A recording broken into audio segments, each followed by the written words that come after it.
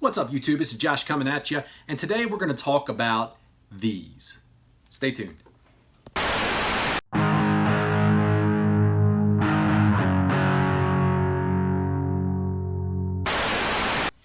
So welcome back. So today we are going to talk about the N64. I got my pretty little N64 shirt on. I just want to talk to you guys about the N64 and its color schemes. Now, I'm not talking about the fantastic colors, the wide variety of the rainbow that they made for the systems and the controllers that are out there. As you can see, that's for another video.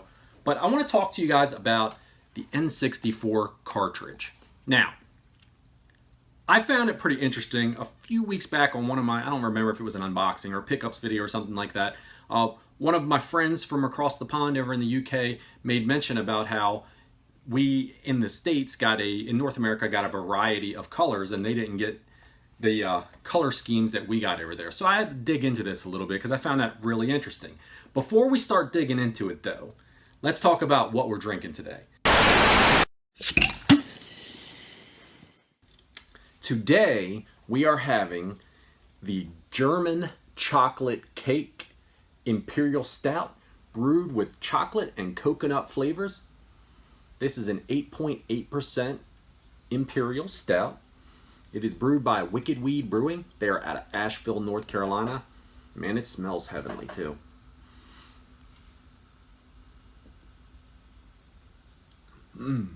That is good. That is a tasty stout right there. If you get a chance, if you're in that area, check them out. I actually found this one in my area, so it's probably more of a regional type of beer. This one was in a special pack with a bunch of different kinds of stouts, so glad to have a chance to partake of it. It's really good. Okay, so getting back to the Nintendo 64. When I was talking through the comments to my friend, and he said that over in the UK, in the PAL region, that they didn't get the color schemes, I had to dig into it a little bit more to see how many color schemes we actually even got here in the States. I knew we had a bunch of them. I just didn't know how many, and I didn't know the history of it. So I found it very interesting.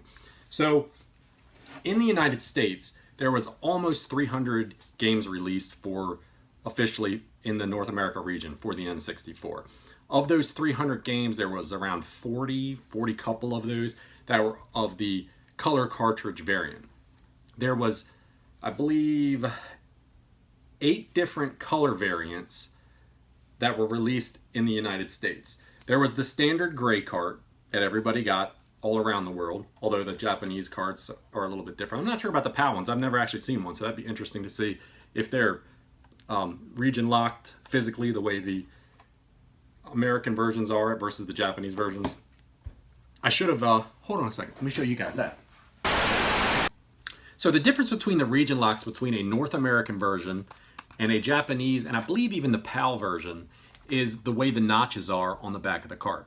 So it's only a physical lock between being able to play these on either type of system. So I have a couple of N64s. I've changed the little tray out. It's really simple. You just take the console cover open, and the tray, you can swap them out. You can get them off of eBay really cheap. So the couple that I have, I've modded them so that they're able to play both the Japanese and the North American versions. And I'm assuming so that the PALs are exactly the same as the Japanese as far as the lock or the notch is concerned. So you should be able to play them. But I'm airing off of what I'm actually here to talk about. So we're talking about the color schemes of the N64. So in North America, there was 8 different colors used for the cartridges. There was actually a total of 13, which I found the most interesting part. There was 13 colors available for manufacturers to use, but they only used these 8. There was 5 colors that weren't used at all. The reason I think that is because they said that when the manufacturers ordered a cartridge run through Nintendo, they could choose what colors they wanted. So when they did that, they were obligated to buy, I think, 50,000 copies when they would choose that color, and it wouldn't change the cost of it, but they couldn't change the color to a different color once they chose the first color, which was really stupid. But so most of them went with the standard gray cartridge that you see. So of all the color schemes that were released in the United States, there was the gold cartridges, like this, that you have a few different ones that are made of. Of course, the Zelda games are probably the most famous of the bunch. There was a green cartridges that were used.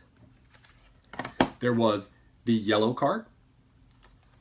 There was a red cart. There was a bunch of them that were released on black. And there were some of them that were released on blue as well. Now, I don't know the details of how many games were released on each color, but there was multiples of each of these different colors that were used for different games.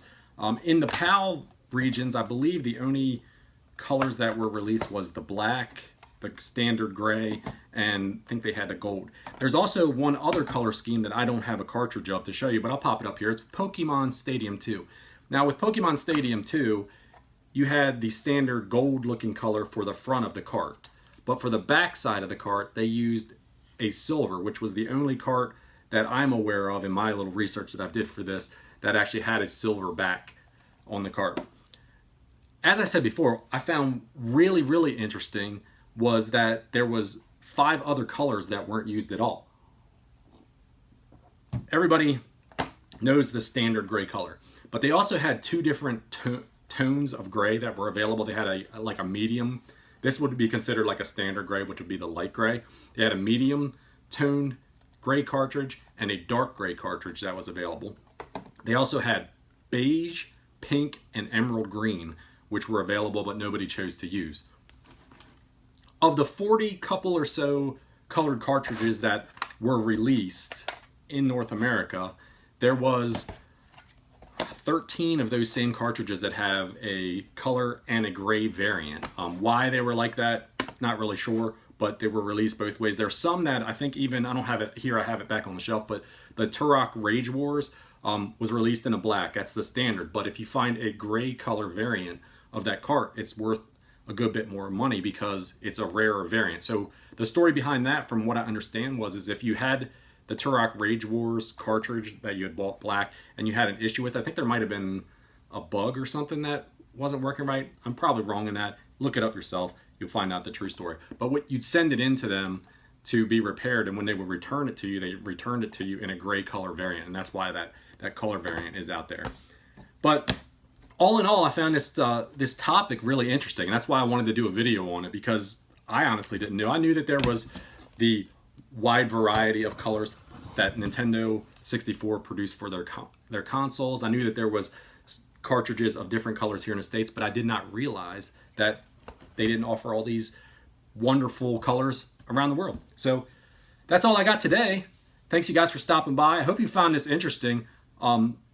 I thought it was really cool digging into it myself, and it was something that I wanted to work on a little bit.